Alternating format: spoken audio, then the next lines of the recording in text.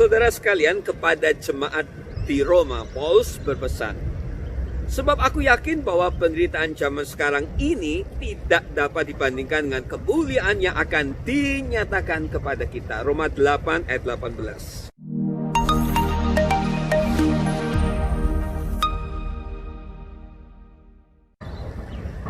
Saudara, di dalam masa pandemi COVID-19 kita ini suka membanding-bandingkan keadaan kita.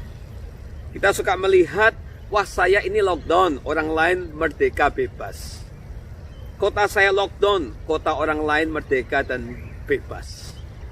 Kita mungkin membandingkan keadaan kesehatan kita. Kita kena COVID, orang lain tidak kena COVID, dan lain sebagainya. Kita membandingkan keberuntungan kita. Kita kehilangan pekerjaan sementara orang lain masih bisa bekerja walaupun working from home.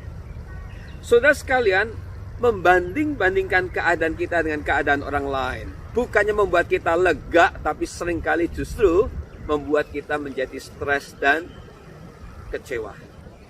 Karena itu menurut Rasul Paulus, mari kita membandingkan keadaan kita dengan hal-hal yang benar. Kalau kita salah membandingkan, maka penderitaan yang sedang kita alami justru akan terasa berat dan membuat kita merasa kalah.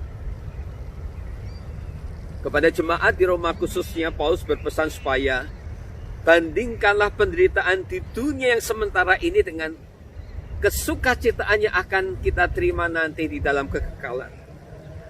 Penderitaan di dunia ini sifatnya sementara, dan itu digambarkan sebagai seorang ibu yang sakit bersalin.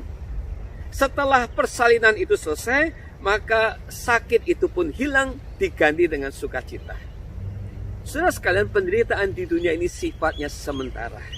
Tapi sukacita sorgawi, apalagi ketika kita sudah diselamatkan menjadi anak-anak Tuhan, itu sifatnya kekal sampai selama-lamanya. Nah, yang kedua, saudara sekalian, bandingkanlah penderitaan yang kita hadapi ini dengan cara demikian. Bahwa penderitaan tanpa Kristus itu adalah kemalangan. Tapi penderitaan bersama dengan Kristus adalah sukacita. Sekali lagi, saudara sekalian, seperti seorang ibu yang sedang sakit bersalin. Pada waktu dia mengandung dan mau melahirkan memang begitu berat penderitaannya. Tetapi ketika bayi itu dilahirkan, maka ibu itu merasa bebas, merasa sukacita. Nah, itulah saudara sekalian menurut Rasul Paulus, penderitaan bersama Kristus memang awalnya terasa berat. Siapa bilang penderitaan tidak menimbulkan kesusahan hidup? Siapa bilang COVID-19 tidak menimbulkan kemalangan atau kesusahan hidup bagi banyak orang? Tetapi kalau kita mengalaminya bersama dengan Kristus, pada waktunya kita akan mendapatkan sukacita. Karena di dalam masa-masa kita menghadapi penderitaan itu, Kristus menopang kita dan Kristus menolong kita. Dan saya juga ingat, saudara sekalian, ketika Yesus di atas Golgota, Yesus pernah berseru, ya Bapa, mengapa engkau meninggalkan aku? Sepertinya Bapa di sorga sedang meninggalkan Tuhan. Tetapi itu adalah ekspresi bagaimana beratnya dosa yang sedang ditanggung oleh Yesus. Tapi mari kita bandingkan dengan kalimat yang Yesus katakan. Pada kalimat terakhir Yesus berkata, Bapa, ke dalam tanganmu kuserahkan hidupku. Kuserahkan nyawaku. Di situ menggambarkan betapa besarnya kuasa Tuhan yang sanggup menolong manusia yang diliputi oleh besarnya kuasa dosa.